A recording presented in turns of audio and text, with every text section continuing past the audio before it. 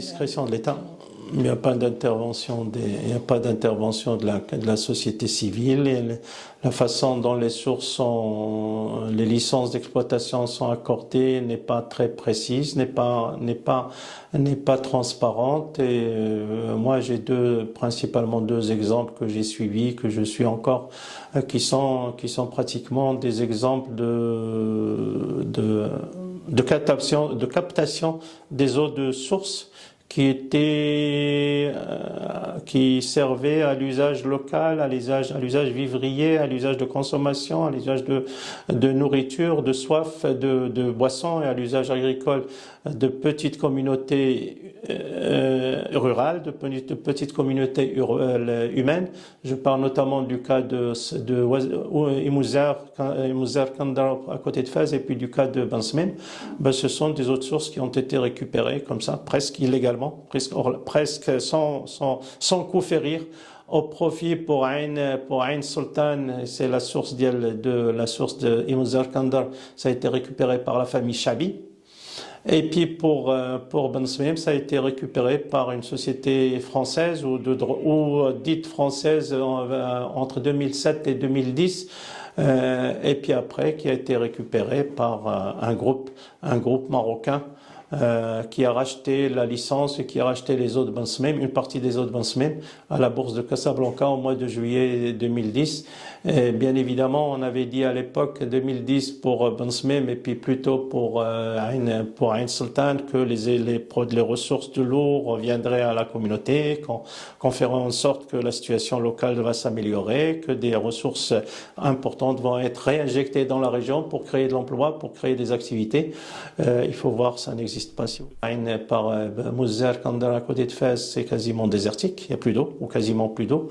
Et à côté de Bansmem, selon les eaux disponibles, selon la pluie ou la neige disponible année après année, il y a de moins en moins d'eau pour la population du village de Bansmem.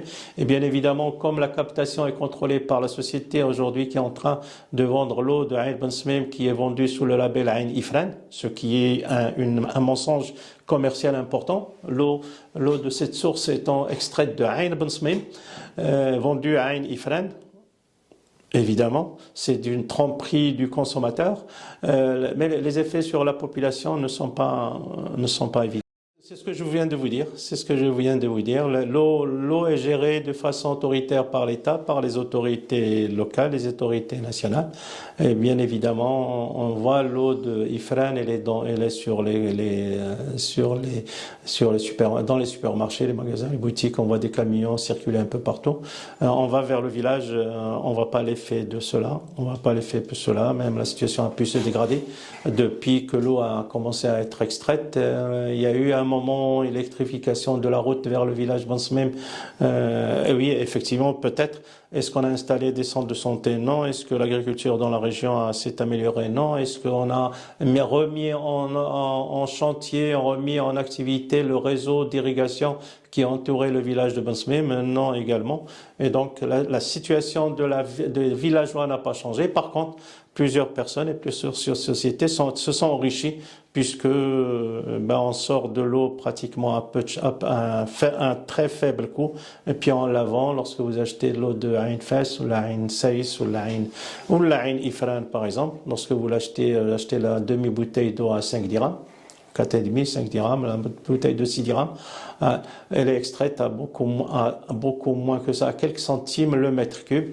Et donc, vous transformez un mètre cube en litre, vous vendez le litre à 5-6 dirhams. Et ça vous fait que vous vendez quelque chose qui a pu vous coûter 3, 4 dirhams, 5 dirhams, 10 dirhams, 100 dirhams.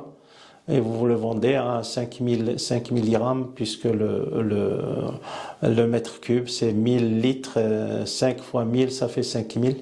Vous extrayez le coût que vous voudrez du prix de l'eau. Évidemment, vous avez des marges extraordinaires pour ceux qui profitent de l'eau. Et ça n'est pas nécessairement l'État.